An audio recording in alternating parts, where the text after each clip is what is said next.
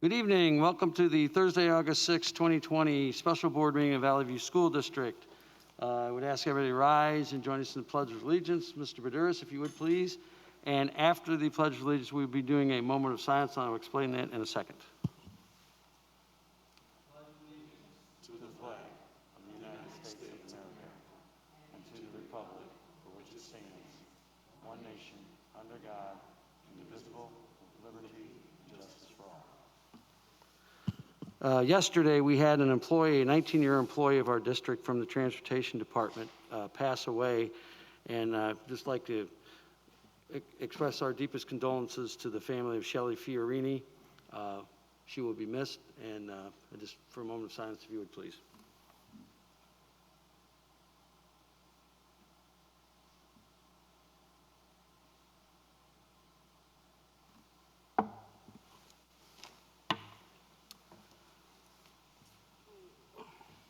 Vic, you want to do the...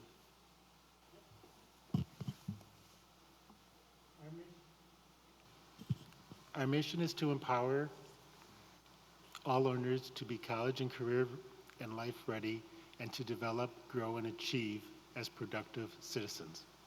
Ms. Kinder, agenda. Yes, sir. We are asking you to approve the agenda as presented. Motion? So moved. Motion and seconded. Is there any discussion? Hearing none, seeing none. All those in favor say aye. Aye. Opposed, same sign. Ayes have it. Treasurer's report. Mr. Guzafi, if you would please.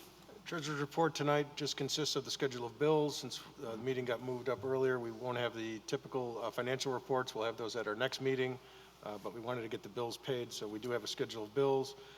6 funds representing bills payable of $3,654,924.11 for your action. Motion to accept. So moved. Second. Motion and seconded. Is there any discussion? Hearing none, seeing none. A roll call vote, please. Member Baduris? Yes. Member Campbell? Yes. Member Gilbo? Yes. Member Perro? Yes. Secretary Sikora? Yes. Vice President Zach? Yes. And President Quigley. Yes. Consent agenda items. Ms. Kinder. Yes, we are seeking approval on 2 items, 6.1, board meeting minutes from July 20th, 2020, and 6.2, gifts to Bolingbrook High School and Romeoville High School. Motion to accept. Second. Motion and seconded. Is there any discussion? Hearing none, seeing none. Roll call vote, please. Member Perro? Yes. Member Gilbo? Yes. Member Campbell? Yes. Member Baduris? Yes. Secretary Sikora? Yes. Vice President Zach? Yes. President Quigley. Yes. Liaison reports. Any and all from my right. Any and all from my left. Ms. Sikora. I have one.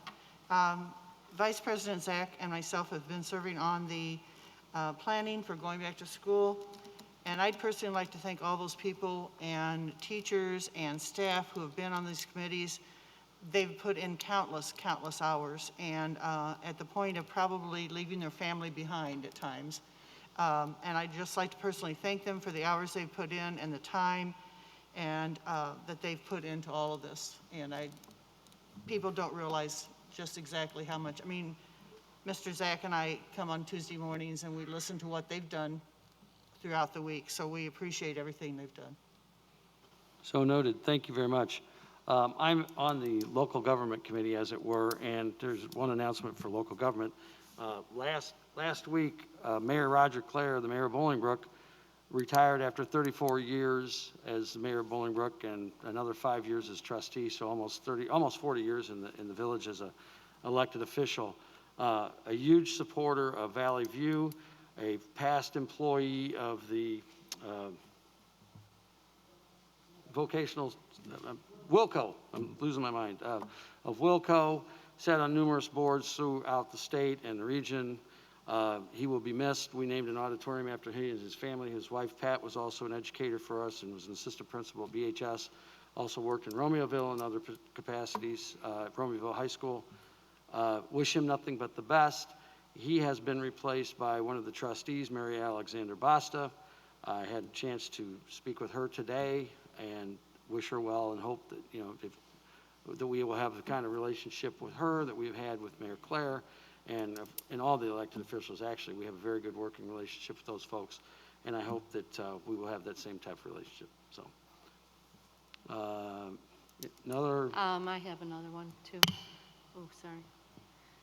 The proposed social justice class is being worked on to provide an equal and balanced format.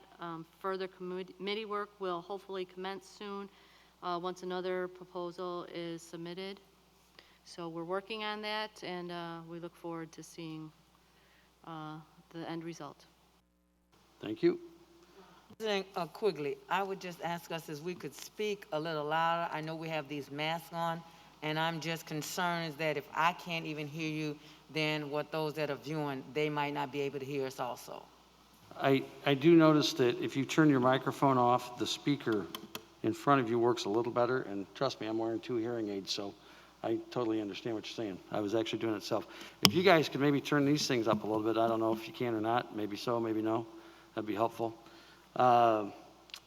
Moving down the agenda, audience participation. Is there anybody who wishes to address the board this evening? If so, please come up to the podium my left, your right, and state your name. Kindly keep your comments to 3, 4, or 5 minutes, if you would.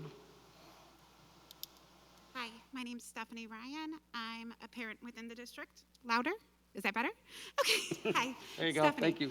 I would have to say that thank you so much. Exactly what Mrs. Sikora said. I know this is a horrible time to be making horrible decisions, and I don't think there's a decision you could make that would even make half the people happy.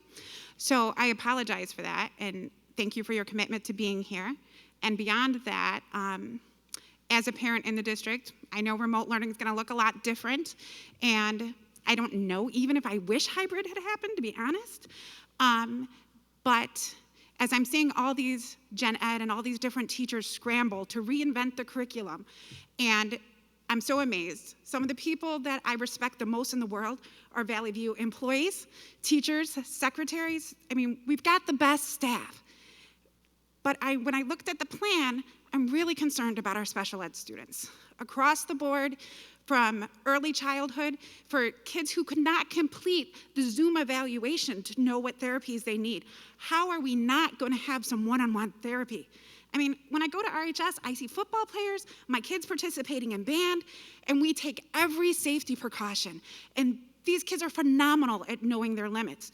I understand as an early childhood teacher that a 3-year-old will not know those limits. But when you have a child with failure to thrive because they do not have the oral sensation, they need therapy. They have aged out of early intervention. It is now Valley View's responsibility, and we are not serving them by Zoom when they are 3 years old and nonverbal.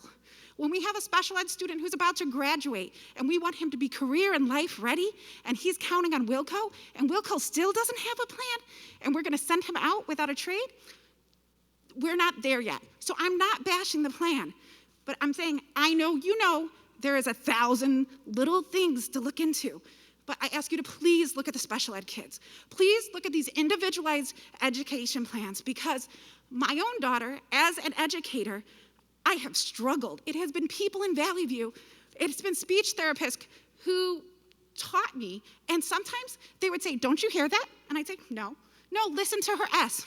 No, she sounds fine to me. These professionals at Valley View are the best, but if we can't provide them teachers, we need to go back to early intervention and make them step up, or we need one-on-one. We need to figure out what's going on with Wilco, and our teachers need support. My own child that's at RHS, I mean, she had phenomenal teachers. I mean, they had this thrown at them, and it was changing every day. Having said that, not everybody was on the same platform. Some people don't have the Google Classroom platform. The Algebra 2 honors curriculum wasn't easy to teach remote learning because it's made for a group setting and inquisition-based. Are we looking at the curriculum? Are we supporting our teachers? I just look at their regular job and the amount of hours that it takes. I feel like we need more manpower. We need to support these teachers. We need to check on the curriculum. We need to make sure that special ed kids are getting one-on-one. When kids have IEPs, and in the classroom, the teacher has to put all these supports in. There's no way that's translating to Zoom. There's no way a teacher at RHS can have 6 classes with 30 kids in each class and be able to meet these individualized education plans. So again, I know you are all in the same boat. I'm so sorry. I didn't mean to get emotional, but I am really grateful for Valley View, and I know that we're all trying, but that plan is not comprehensive enough. And maybe because we can't foresee everything, but the special ed kids aren't even in there. And not providing one-on-one therapy for early childhood, I don't think it's the right call. Thank you. Thank you. Anyone else wishes to address the board? Seeing none, moving down the agenda. Ms. Kinder. Thank you. Everybody's here to hear. Thank you, Mrs. Ryan, for your comments. I assure you tonight, when you see an overview of the plan for remote learning, that there's many individuals on teams and subcommittees and focus groups and working groups that are working on those details that you talk about. And our goal and our desire is to ensure that as soon as we safely can, we have all of our learners who need us the most back for services, for support. So your comments are very, very relevant. So tonight, like I said, I will be presenting an overview of our fall reopening plan, Return Together 365. And they're gonna put it up on the screen for us here. This plan is the result of an ongoing collaborative effort with union leadership, administration, team leads, building administration, board liaisons, and countless staff members. I'd like to thank everyone involved in the planning effort for the countless efforts you've invested in the interest of serving our kids and helping keep everyone safe while doing so. This has been an exhaustive effort as we continue to adapt. However, we're staying the course with our planning efforts to ensure that we are prepared to meet the priority of health and safety for our students, families, and staff, and also ensure we are doing everything we possibly can to serve our learners, every learner. When I shared the draft plan on July 20th, we aimed to offer the option of hybrid or full remote attendance. I shared that plan, and I shared at that time that it was the most current effort and that it was subject to change as conditions change. And the reality is, a great deal has changed in the last 16 days. These changes have caused planning teams to reassess the original plans and consider many new variables when arriving at a recommendation. It's caused us as senior leaders, as well as myself as superintendent, to reassess all of the different variables to bring to you a final recommendation this evening. This has been a very complex task. In light of the many factors that have evolved in the last 2 weeks, including continued positivity increases in our region and county, the status of county and state level public health coordination with school districts, recent ISB guidance, and state superintendent directives, staffing and logistical constraints, and trends for full remote openings in other school districts that are impacting us here in Valley View in terms of staffing. I'm presenting a modified plan recommendation this evening. Our goals in creating a plan continue to center on a safe and secure learning and working conditions for staff and students. We know that our plans have to be flexible and continue to be fluid and responsive to the changing conditions to meet the learning and support needs of every learner. Our goal is to provide high quality instruction and support in innovative and responsive fashion, ensure a lived commitment to our core belief of equity in meeting the diverse needs of our students and families, and ensure that we allocate resources or reallocate resources to priority areas. So tonight, I'm going to provide updates on the revised opening plan, discuss questions and concern, and seek final approval on the recommendation to begin fall 2021. As we were in July 20th, we still remain as a region in phase 4 of the Restore Illinois plan. This prohibits us to up to 50 people in a space, face coverings required, social distancing the norm. It also does allow schools to reopen under the guidance from the Illinois Department of Public Health.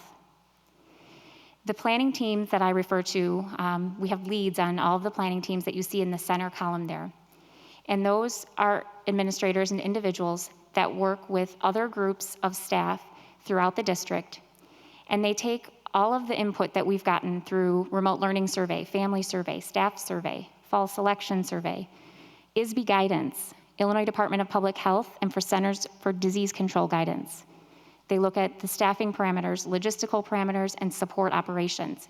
It is highly complex, And that core district planning team spans out like spokes on a wheel to other areas that have additional staff that are at the virtual table or at the real table, socially distanced with masks on, considering many of the variables to arrive at a recommendation. There are subcommittees and focus groups that have also fed into those planning teams. And each of these specialized areas, are individuals who work in that support area or that instruction area, supporting special needs, special programs, who work in transportation, nutrition services, technology. It's very, very complex. So what I bring to you tonight is accumulation of all of this work and then an assessment of the current status and our ability to carry out the original draft plans that have been presented. When we began, I shared this graphic and I shared with you that we were in the center and our aim was to provide an on-site learning option with a remote learning option as well. So essentially a hybrid. At that time, I outlined where the current status of the teams were. And since that time, given all the variables, we are now moving farther to the left in the arrow of recommending remote learning as a starting point. And when I discuss this evening, I want you to think of this as fluid and flexible. So it's remote learning as a starting point. And then there's a goal of a phased transition to on-site learning with a remaining remote learning option. So as we discussed earlier tonight, based on a parent comment, there would be the intention of bringing students back on site safely in small numbers as we begin a phased transition. I said much has developed over the past 2 weeks, and I do mean a great deal. I watched daily the news updates from Governor Pritzker. I watched the Illinois Department of Public Health website and metrics that are being monitored by region and county and zip code daily. Our health and safety team does as well. Our nursing coordinator does as well. And what we are seeing and hearing does not paint a great picture in the sense that we're moving in the right direction.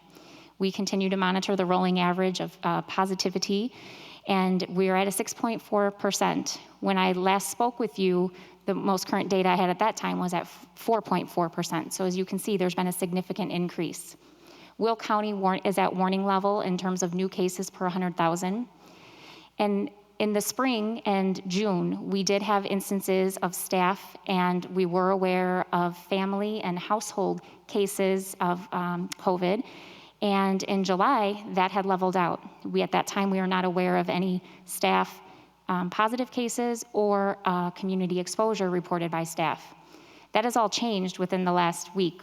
Within the last week, we've had multiple instances of staff positive cases or exposure, which has required staff to quarantine due to possibly a family member or direct exposure. Not on school premises, but outside of school. And so that reveals to us a lot in terms of what we're working with even a limited number of staff on site. And it's been very instructive in terms of our current status with health protocol implementation in coordination with health at the county and state level. And so the second deciding factor that this is pointing to is anticipated county and state level public guidance for the coordination and guidance to support the finalization and implementation of our health protocols. In early July, I was very optimistic that we would have a lot of these pieces ironed out based on communication with county level health officials and state level health officials, as well as working with my colleagues. We have been working diligently on our health protocols based on the guidance of the CDC, as well as Illinois Department of Public Health. We've been working with our legal team, and yet we still are working through issues that we as a school district have not figured out, nor have they figured out at a county level or state level yet. We have been told for the past month that we would have documentation outlining roles of contact tracing between school districts and the Will County Health Department. We do not yet have that. They're working very diligently on that, and I give them great credit because this is new for everybody involved. But we are working very diligently and patiently waiting for that, because that is a very critical component if you're going to bring large numbers of students or staff on site, even if we're talking about half of our population. The other component for our county health department is supporting schools as we open up these congregate settings. To date, there has not been this widespread of a congregate setting opening. The Illinois Department of Public Health has really focused on supporting other industries, and if you look on their planned for mitigation. Every other industry is outlined with mitigation strategies except schools. We're told that it's coming. In terms of Illinois Department of Public Health, I know that they have met with the Illinois State Board of Education. They've conducted tabletop exercises, running through scenarios. They're working on a decision-making tree to support schools in making decisions for isolation, quarantine, and return. We don't yet have that. We hope to have something within the next several days, but I'm not confident that we have this in time to ensure our protocols are tight in place and that our staff is also trained and that we are very effectively and efficiently able to implement these protocols when we welcome even larger groups of staff and students back on site. So for me, a month ago, I was optimistic that we could hit this target by mid to end August. At this point, we need more time. And it's not just Valley View. If you look around, you do see other school districts making similar decisions. You do see some smaller districts being able to move forward. But at this time, for the size of our district and the complexities that are present, this is a very critical factor in making the recommendation to begin the year in a full remote status for all learners. Another factor is guidance issued from the Illinois State Board of Education. When I spoke to you on the evening of July 20th, this guidance was not known to superintendents or school district administrators. As of July 23rd, Thursday afternoon, this guidance came. And this guidance came with a directive from the state superintendent in terms of a requirement for synchronous learning for remote students. And that means real-time, for virtual, face-to-face instruction for students. We were not aware of this requirement at that time when our original plans were drafted, and our original plans do not meet this criteria for providing 2.5 hours minimum of the 5 required synchronous for remote learners as well as hybrid learners when they're on their remote fashion. So with this new guidance, there came many other additional recommendations and parameters that caused the teams to truly rethink not only instruction, but service delivery, and then also to look through this through a lens of equity, meaning were we providing the most high quality opportunity and access for every learner, whether they had chosen remote or hybrid? And the answer to that at that time was we were not able to meet that. And so we had significant concerns by how we could expect staff to provide not only synchronous learning at that level for remote learners, as well as meet the needs of the hybrid learners who were in front of them, with half being at home at that time. So this really added additional complexities and an additional level of analysis to the plans. And it made us come to the conclusion that our current plans are unattainable at this time with our current resources. The staffing and logistical constraints continue to be a challenge that will constantly be a moving target. As of July 31st, we had asked our families to select their choice of hybrid versus remote for their learner. Of the response rate, we had about a 72% response rate. And of those responses combined, 56% chose the hybrid option and 44% chose the full remote option. Between grade level bands, there was a slight variation of responses submitted, and high school and middle had a split of approximately 60-40 toward the hybrid option, while elementary school was split nearly 50-50. So that provided additional complexities for the teams to consider. How could we meet the needs of 50% of our elementary population in a remote setting with meeting the needs of instruction and service delivery at the same time our teachers had students with them face-to-face? And now we're at an additional level of detail, and we're digging deeper, and we're realizing that this is far more complex than we can do in this amount of time to essentially build a school within a school, to have a fully functional virtual school meeting those needs at that high level. And that's something that we have to continue to work toward. We know that the remote option is going to have to remain. We know that there's going to have to be fluidity between remote learning and on-site learning. At any given moment with a COVID positive case or with direct contact with a COVID positive individual, students could move into quarantine or move into isolation if they themselves are positive. Likewise, any staff member who's in that situation could move into isolation, may or may not be able to teach at home, or also could move into quarantine because of direct contact. This could mean anywhere from 10 to 14 or possibly 24 days in a home setting, remote learning or remote teaching. And so this is a reality that is going to be a constantly moving target for us and every other school district. And the complexities involved in creating that type of fluidity are very high. So at this current time, we are not prepared to take that on right away, out of the gate, with half of our learners on site on August 26th. It's going to take time to further work through the logistical challenges to implement both of those models simultaneously.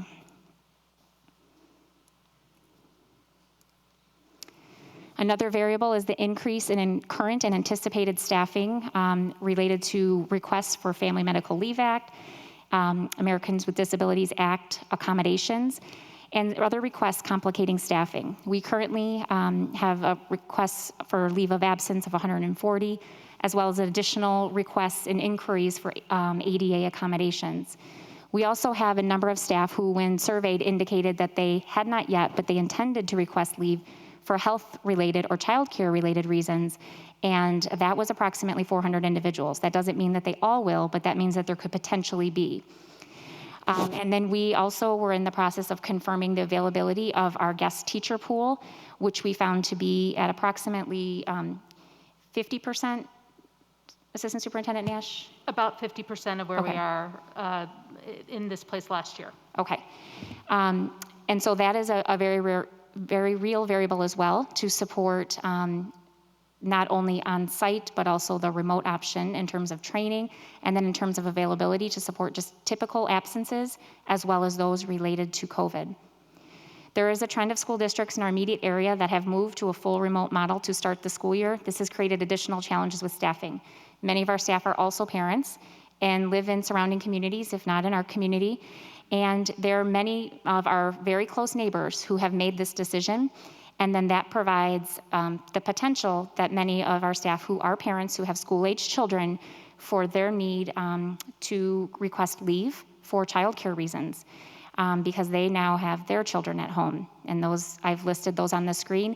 And those are among 70 plus in our region, as well as Chicago Public Schools. So my recommendation this evening is to begin the 2021 school year with remote instruction only for all students through the first quarter. This would be continually reassessed to plan the model for second quarter, and we would also reassess to start to begin, if we can safely bring small groups of students on site. We would like to bring special programs back first. We would like to bring our youngest learners back first. We are well aware of not only the developmental needs of our littlest learners and our learners with special needs, our at-risk learners, our learners who are in homes that are not going to have the full supports that they need. And those are the students that we would want to bring back first and then transition to bringing back in greater groups of students.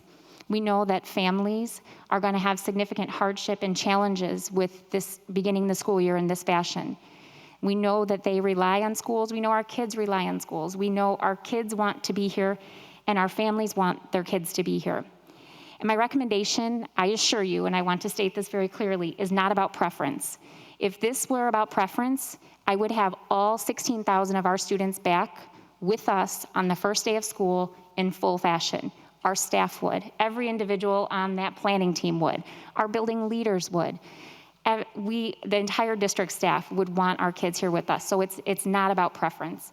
And if it were about convenience, I will tell you it is far easier to have all of our kids back with us under normal conditions with all of the resources and supports and physical space and physical proximity that we have. Our teachers want our kids here. Our kids want to be with us too. And that's what we want to work toward in a very responsible, strategic, and measured approach so that we can make sure we do it right. We do not want to be one of the school districts that you see open and shut their doors within one day because they were not ready. We know that this is the reality we're going to have to deal with.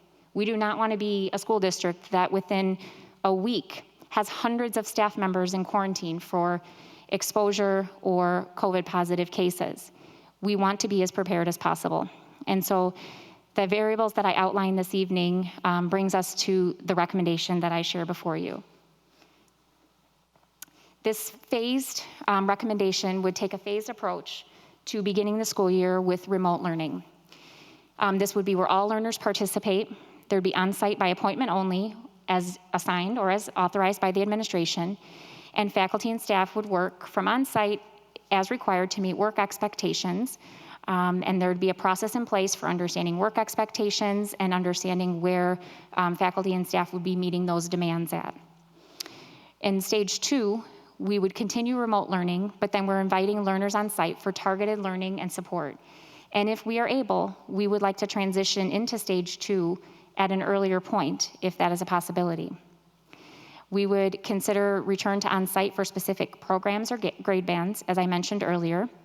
And then staff and faculty, any who were remote, would begin to transition back on site, if not return fully right away. That too, in terms of having staff on site, has to be done when we are very solid in the health and safety protocols, and we can be assured that the logistical considerations are in place to protect their health and safety, as well as that of our children. In stage 3, we would move into the hybrid learning plan, and this is where we would have moved to having remote and on-site as assigned, because again, as long as we're in phase 4, there's going to be limitations on the number of individuals that we can have in place. So if you think of any one of our larger buildings, in terms of high schools or middle schools, or even some of our large elementaries, there's no way that we could physically have all of our learners back at the same time. So we're going to be looking at that stage 3 for quite some time. And we know that remote learning will have to continue to be a possibility based on health, medical, or other reasons for students who are not able to return to a hybrid option. And then stage 4, that's where we want to be. And we know that's going to be some time from now, but that's when we would all return to in-person learning. Please note that these stages are implemented in alignment with being in phase 4 of the Restore Illinois plan. If something happens and the data continues to trend in the direction that it's moving now, and we revert to phase 3, that will require us to be stalled in that full remote stage. Again, though, it is very critical for everyone to realize and fully understand that even if we moved into, a transition phase, that if something happens at a region or state level, we could have guidance or directive to move to full remote based on what we're seeing in the county in terms of the public health metrics. I know one of the first questions in parents and students' minds and teachers' minds was, what is remote learning going to look like versus what it looked like in the spring? And we are working, and all of our staff will be working on an improved and structured remote learning model. In the spring, it happened overnight and had to happen with the flip of a switch. We were in pandemic conditions. It was all new to us. We had different levels of readiness in terms of educators, in terms of student readiness. And so we really had to do the best that we could.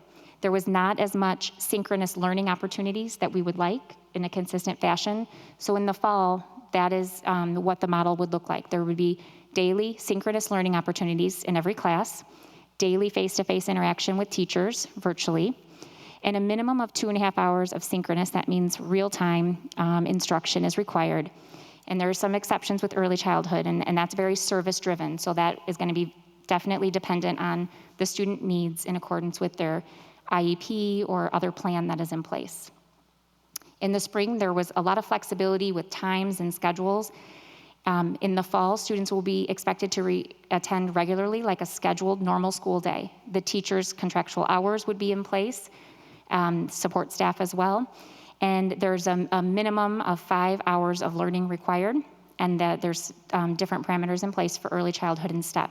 Attendance is taken, traditional methods. Parents and guardians would be required to report absences. In the spring, grading and accountability were kind of put on hold in the sense of the guidance that ISB provided us. In the fall, we'll have our traditional district policies on grading in place with an emphasis on formative assessment and feedback. And that's not only something that we believe, that's also guidance from the Illinois State Board of Education. Students will be accountable to complete work, and educators will provide consistent feedback on student performance. In the spring, we had a very limited time frame to prepare educators for the transition to remote learning. The preparation has continued from the spring into the summer and will continue for the duration of the summer into the fall to ensure that all educators receive extensive professional development and support to provide a successful remote learning, not only environment, but connecting with students and just using the technology to ensure you're reaching student needs, meeting student needs, and providing the supports. I'm going to show these remote learning sample student schedules just to give you an idea of how structured the day would look for a student and for an educator. This is a sample of a student schedule at early childhood, and you can see there's structured times throughout the day on a daily basis when students check in, when students have whole group time with their class, circle time, and then independent learning and related services. That's where a push-in would occur for service delivery. And I have to say that the spring taught us a lot, and it taught us a lot in the sense of what worked and what didn't work in terms of instruction and service delivery. And our educators and our support providers have proven to be nothing but innovative and creative and stop at nothing to reach our kids. And so they've had a start at this, they've had a first go, and they will continue to do this at all grade levels. And you can see the kids then come back together at a structured time. Elementary looks very similar, where they begin with whole class morning meeting, social emotional learning, and then they move into blocks of literacy instruction with a teacher, as well as time for independent practice and completion, and then there's a rotation. There's time for student specials in the daily schedule as well, and that would mean the specials teachers would be basically pushing into those virtual spaces of those classrooms to provide art or music, PE, LMC, our Library Media Center. There's a lunch break, and then there's math instruction. And then you can see how the rest of the day looks. And again, this is just a sample. What we would be providing in the next level of detail would come now to a building planning level, so that each family is very clear on what a student's day is going to look like, and each staff member is very clear on what their day will look like. Middle school will also be a structured day of normal school hours when students have time for each block of math, ELA, careers, WIN or BAN, and STEM, and then on the next day, math and ELA again with PE and social studies, similar to what they're used to now in an in-person setting. High school, students will follow their schedule. It's similar to a block where they would spend time on 3 to 4 periods one day, and then the next day on the other 3 to 4 periods, and that would be to give them time to focus on a few subjects per day and have time with that teacher and focus on that work, and then move on the next day to the other work. There's time built into the schedule for work time and teacher support. So a teacher could reach out to a student, schedule time that's one-on-one or small group as well during that day. STEP campus would be very similar, where students would have a designated time when they were working on their different life skills as well as their individual goals, times when they would work on social skills, communication, and then also independent time to work with their teacher. They would be taking virtual community-based instruction trips. We know this is not the same as them going out into the community and getting real-life hands-on community-based instruction. But when we can safely do so, we will transition those learners into the community, because that's where they need to be to ensure that they are workforce ready, life ready. We know that social emotional well-being is extremely important, not only for students, but also for staff and our families.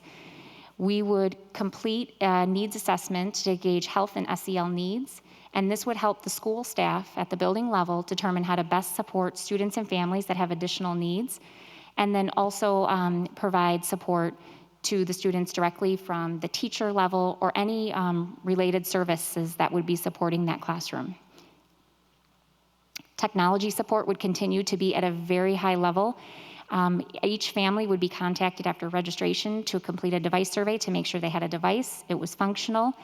Our student help desk continues to run. It is extremely responsive. Students can, or parents can contact via email or phone.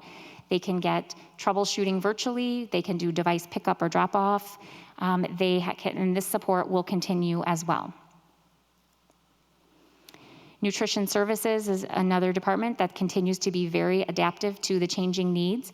And for the period of remote learning, they would be implementing a system to pre-order meals prior to pickup, and meals would be packaged and then linked to a student's account based on if they're free, reduced, or paid eligibility. and they would continue to make meal accommodations if there's an approved exception from a physician form. So we know that there's many other levels of detail, and those are being worked on very diligently by our staff, by our leaders, by our support departments. And we know that we will continue to work on those areas to get to a deeper level of detail and ensure that we have communication regarding those supports to all of our families. We know that childcare and community resources for other family needs is going to be a great priority for many of our families. We are currently discussing with many of our community partners how we can shift our model or think creatively to provide these resources or to create new avenues for childcare and other supports, and we will continue to develop those. We know that there's a lot of questions regarding activities and athletics, and that's also on the list to continue to make final decisions and communicate regarding. We know our students have lost so much in the social emotional sense or in a connectivity connection sense, and so as much as we can safely provide, we would like to virtually or in person provide opportunities for students to do something that they love, that has kept them engaged or connected to peers in something that they're interested in or enjoy. We will be working to clarify the work expectations and also provide support for our staff. What we are asking of our staff to be as effective and supportive in meeting all learners' needs in this format is a great demand. So if anyone says that this is easy for teachers or that it's just something easy that they can now just sit behind a computer, that's far from the truth. And I encourage you to speak to an educator or a service provider, and they will tell you just how challenging it will be. And so that's why making this recommendation for the sake of the students or the educators does not come lightly. I know what a great demand this will put on students, families, and educators. Yet unfortunately, after considering all the variables, this is the place that we must start. Based on that needs assessment, we would develop a plan to support identified student and family needs. Our staff has been extremely creative in reaching families and supporting families in new ways, and I fully have full confidence that that will continue to happen. We've also gotten a lot of questions from parents regarding student fees, things that may not occur as a result of starting in this model, and or things that maybe could potentially be prorated. And we're going to look at that with the Board of Education Finance Committee and communicate with families if we are able to make any adjustments to what is currently on the fee schedule. We know that's a significant consideration for many families. Upon the board's decision this evening, we intend to update plans via email, websites, and social media. We will continue to develop an amended frequently asked question document, and we will provide ongoing communication and updates, as well as updates to the Board of Education. We have a plan in place to reassess conditions on a 6-week increment to make a recommendation for transition. At the same time, we're running a rolling transition as we're able. And so we would be providing regular updates on that, and that would be based on the variables of the public health metrics, as well as our readiness of implementation of health protocols, and the readiness to meet the logistical demands for serving every learner, regardless if they're in the remote or the hybrid option. We would make a shift to building level coordination and communication that's already been happening at a very high level with great investment and energy from all of our building leaders and all of the staff that is supporting that. But in this instance, they will have a target to shoot for, and they will know that this is how we're beginning the year, and so they can focus their efforts there instead of trying to plan for every possible scenario in existence.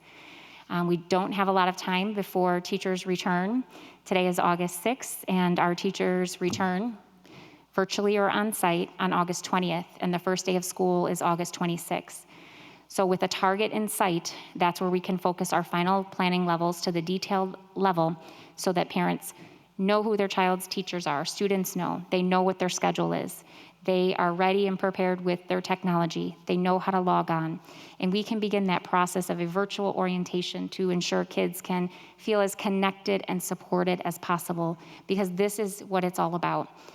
And while we don't wish to be starting in this place, It's the place that I am recommending, based on all the work of many individuals and all of the variables, that we begin.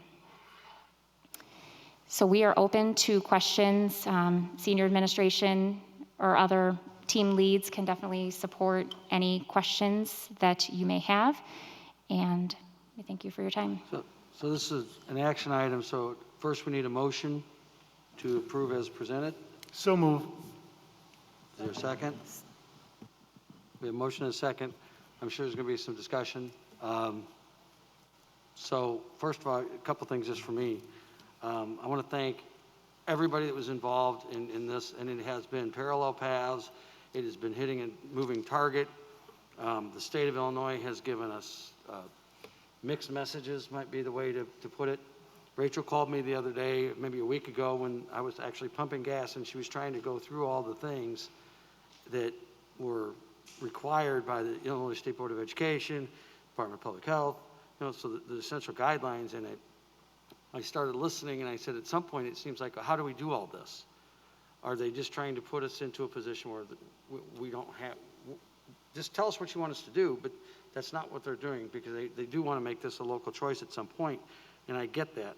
But I want to thank all the people who are involved in this, and there's countless hours, and all of our staff, the union folks that have been involved, just everybody that's doing it. I've personally probably talked to 60, 70 people about this.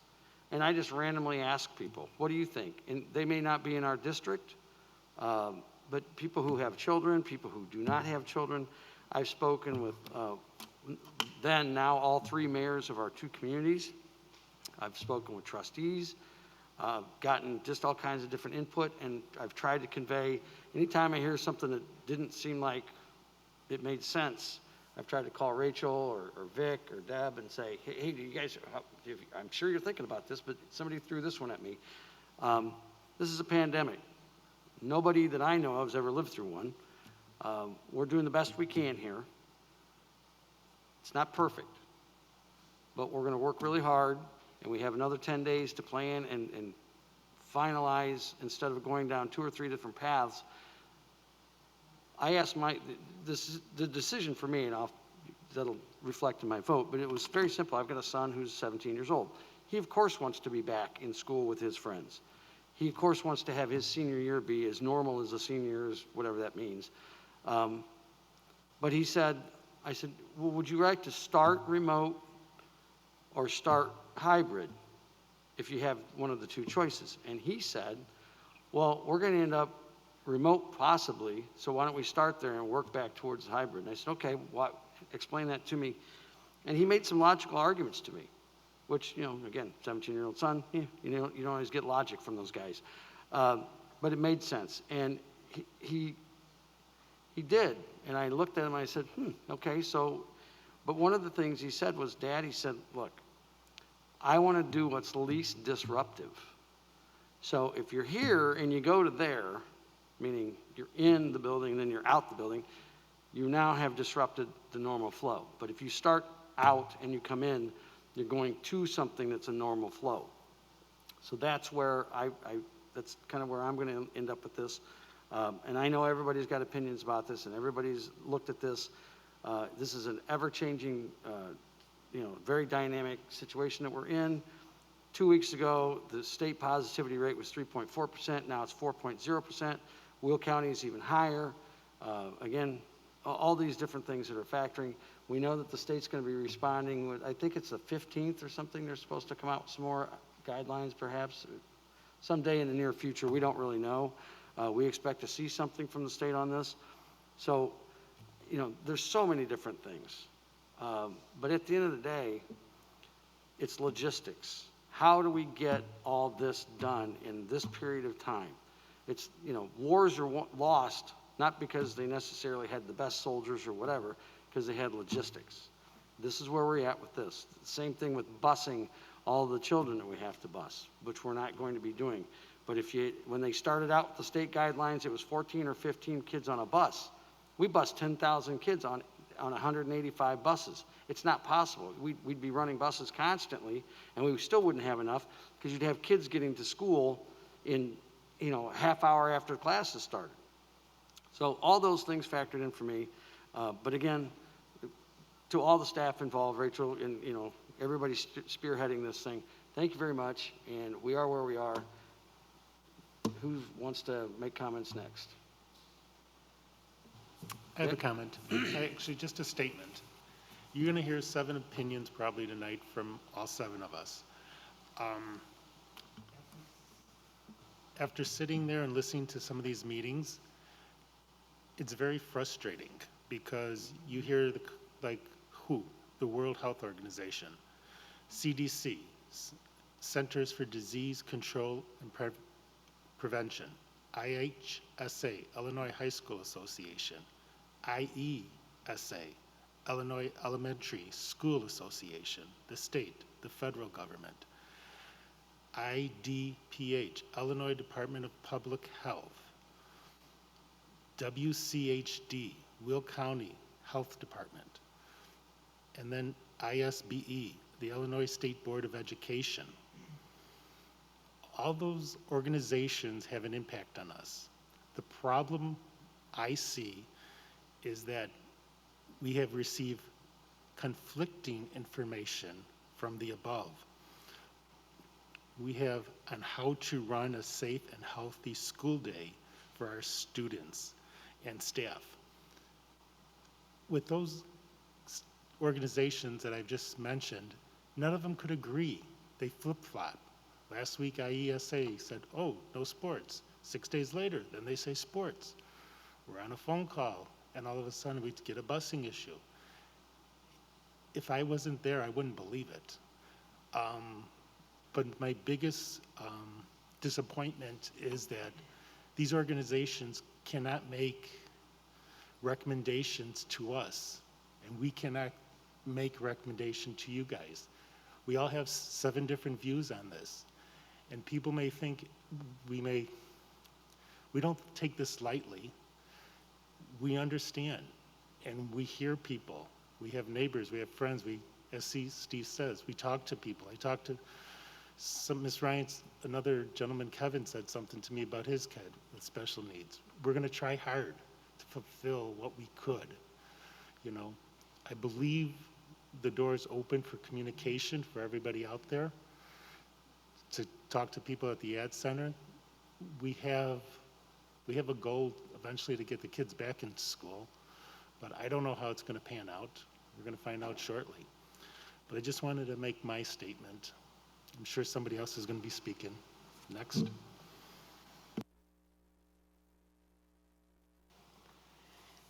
Yeah, I have a few things to say. It is a tough decision. We all know that. And we definitely want to protect the vulnerable, whether it be students, whether it be staff. Most definitely we want to do that. But I know and everybody knows there's a great need for education, and our students need to be educated, and we know the best education is to have them in school. As Steve and Vic said, the guidance from everybody is kind of hard to figure out.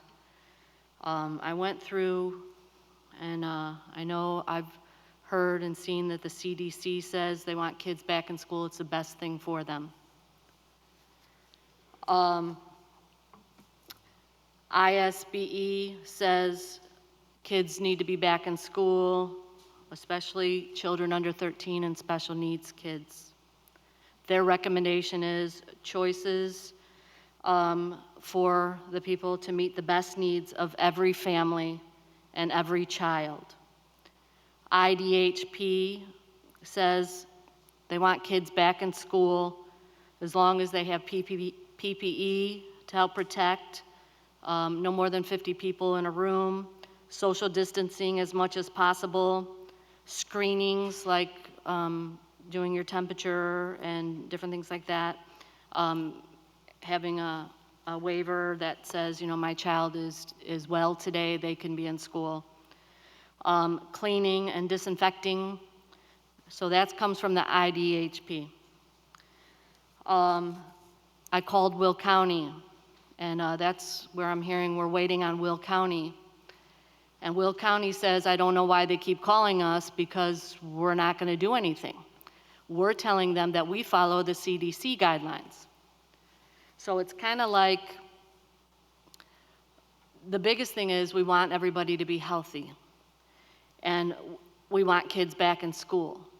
And these health departments are saying kids should be back in school. But you got to follow these guidelines, which are guidelines. And that's the scary part because they're guidelines, which leaves the decisions up to us, what we think is best. And that's kind of how a federal system works. You leave it up to the locals for what's best in the local areas. So they're leaving it up to us 7 up here and the school district to say what's best for our schools. I know in our schools in Valley View, we very, very, very much believe in differentiating instruction. I taught in the district for over 20 years, and towards the end, that was the biggest push, differentiation, which means that you specialize for each individual child and do what's best for each individual child. And you meet the needs and supports of those learners. From the numbers that we have in this report, it's showing that at the high school and the middle school, 60% of the families want their kids at least in hybrid. In grade schools, 50% of the families want their kids in hybrid. I know I work for the community as a board member. It's my responsibility to do what the community wants, or at least try to help that happen. And I have a lot of faith in our district. We are one of the most innovative districts in the state. We are one of the most innovative districts in the country. I do know that there are some schools that aren't so small that are going back and doing hybrid.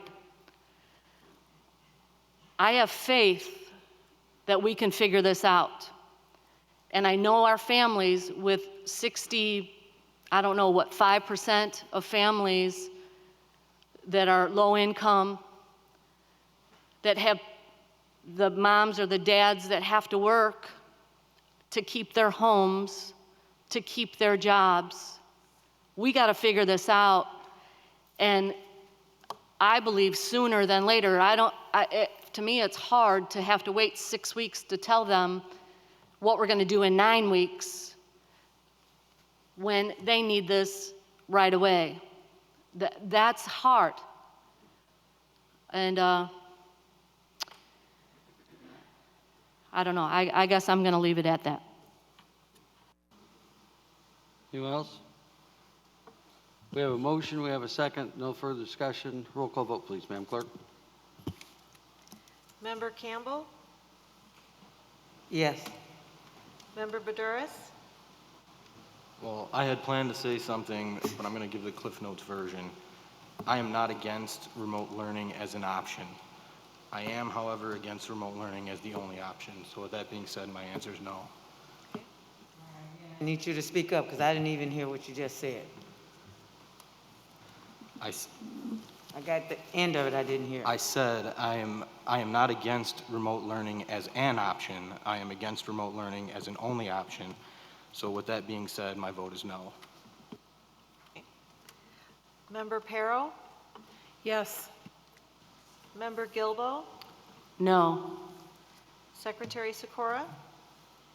Yes. Vice President Zach? Yes. President Quigley? Yes. Moving down the agenda. Nita White, action report, anything to report? I have nothing at this time. Thank you. Mr. Grisafi? Nothing new? Ms. Nash, if you would please, consolidated action report for certified personnel and administrative and classified personnel. Yes, sir, thank you. Action Report 12.1 is the Consolidated Action Report for Certified and Classified Personnel. This evening, we're seeking your approval on 48 items for certified personnel, 20 items for classified personnel, 3 items for classified administrative personnel, and 3 items for certified administrative personnel. Motion? So moved. Second? Second. Motion and seconded. Is there any discussion? Hearing none, seeing none. Roll call vote, please. Member Badouris? No. Member Campbell? Yes. Member Gilbo? Yes. Member Perro? Yes. Secretary Sikora? Yes. Vice President Zach? Yes. President Quigley? Yes. Legal Services Report. Mr. O'Driscoll. No report. Thanks, sir. AFT. Come on down.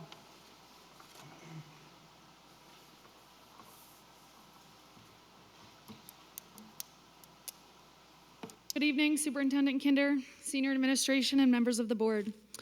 First, I would like to thank the members of the board who gave the yes vote to approve the remote plan in which Superintendent Kinder presented so eloquently. It is clear to me, to my membership, and hopefully this community, that the 5 of you believe in what's doing best for all of our students and staff at this time.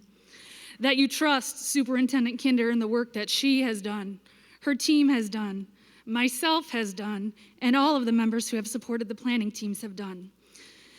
You were presented this plan tonight because it is the best possible option for us to do as we enter into the 2020 school year.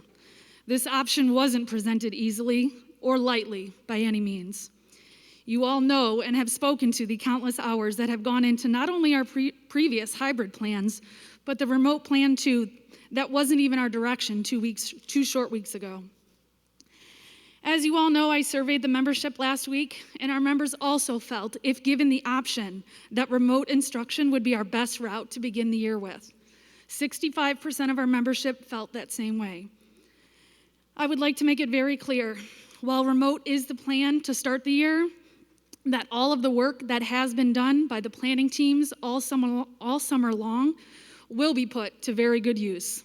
It is not an if, it is a when. Our plans for a hybrid on paper are very strong, detailed, and like I stated at the last meeting, I am incredibly proud of the collaboration that has occurred to bring those plans to life. The execution of them will bring bumps and bruises along the way, but we will spend the next 9 weeks perfecting them and making sure that when those students walk in our doors, we are ready for them.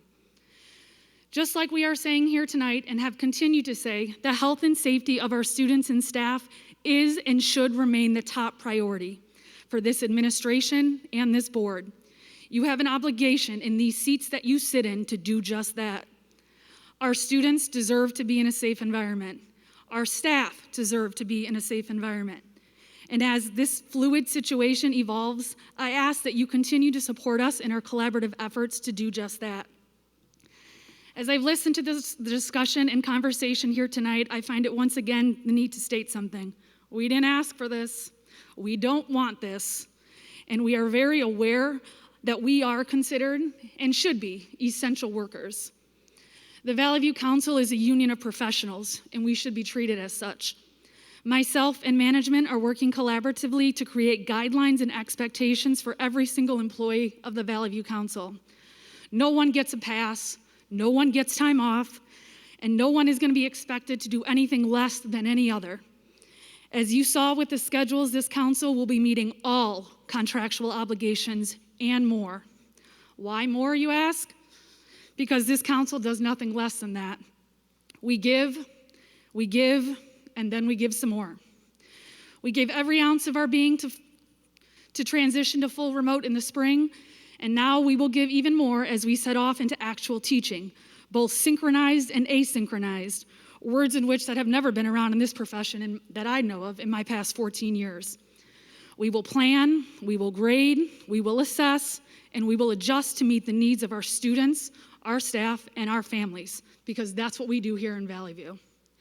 We will meet new students, we will make connections with students, we will support our students, and we will love our students, probably even more than we normally do because we know how difficult this is going to be for them. And yes, we will do that from behind a computer screen. My favorite quote that I saw this week was, let's just make sure we're clear on this. Remote teaching isn't a teacher staying at home and not working. In fact, like you heard Superintendent Kinder say, it is working even harder than standing in front of 20 to 30 students for 6.5 hours a day. We will spend countless hours looking at a screen, reaching out to families to see how we can help support them and their learners. And we will learn more of the tricks of the trade of the platforms we are about to use. We will become our own little tech experts. We will talk to our colleagues, teams, and we will ask for support in ways in which we've never had to do before. And at the end of the day, we will be exhausted, and we will reflect on how we can be even better tomorrow. So where does that bring us now? Our planning and focus after tonight needs to shift. Our energy, effort, and focus needs to be, how big can we open our arms and wrap them around the teachers and staff to get this done? We need all of you, administration, members of the board, and parents. We need your trust, we need your help, and most of all, we need to remain positive now and moving forward. Our students are looking to us. They are watching us, listening, and they will follow our lead. We all have a responsibility to uplift one another and support one another, no matter how we may personally feel. We have an opportunity every day to influence the 16,000 plus students here in Valley View. We have to take the lead, set the example, and make each day this school year count, no matter where we are. I, for one, can't wait to meet my new group of students in just a few short weeks. I can't wait to show them the joy and excitement for the year to begin with my facial expressions on a Zoom call, and that I'll actually be able to see their smiling faces smiling back at me without a mask on. I also look forward to sharing with all of you how the Valley View Council will once again succeed in these unprecedented times and do what we do best. Thank you. Thank you.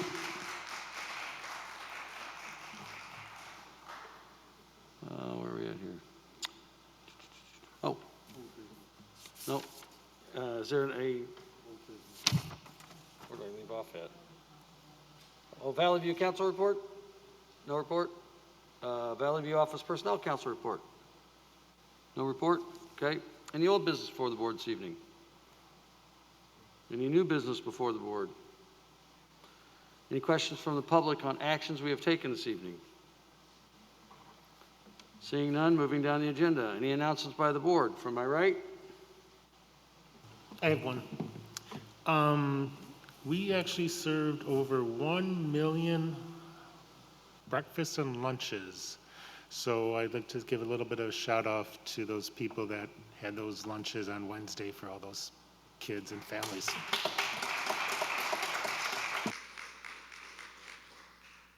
Am I right? I want to make sure that everybody hears me. I sit here as a servant of this Valley View School District, this village that we're in. And I pray that this board, whichever way that you voted, and I understand everybody has their right. I've sat on this board for 23, 24 years, and I've voted quite a number of times, being the only one with the no vote. So, but I ask you and I pray that each one of us, this Valley View community, this Valley View village that we have, that we will support each other, that we will love each other, that we will respect each other, that we will pray for each other, and we will come together at this time. You heard board member Paduris was saying that he didn't like the only way of remote. So this is what we have now. And I can understand where he's saying. So that's why I wanted him to repeat it, because I didn't clearly hear it. And I wanted each one of our voices to be heard. And for the young lady with the special ed, that they won't be left behind. My baby was non-thriving. I had him for 3.5 years, and he went on to be with the Lord at 6 years age. So I have faith in Superintendent Kinder, or else I would not have voted for her. And with this team and those that work together with the union. So I'm just asking everybody, put your guns down. They're shooting at the wrong way, okay? They're shooting at the wrong way. We have got to come together. This is it's a serious thing that's going on. So get the politics, which side you on or which side you are, it does not even matter. Our babies, our teachers, our staff, you that are listening, you, this Valley View Village, we need to come together. I heard, and she's saying the support. The teacher's gonna need each other's support. The parents gonna be there. And I'm gonna ask the village, because if you're sitting home and you can help to help somebody with that remote learning, I'm asking you to come alongside and help your neighbor, because this is what the village does.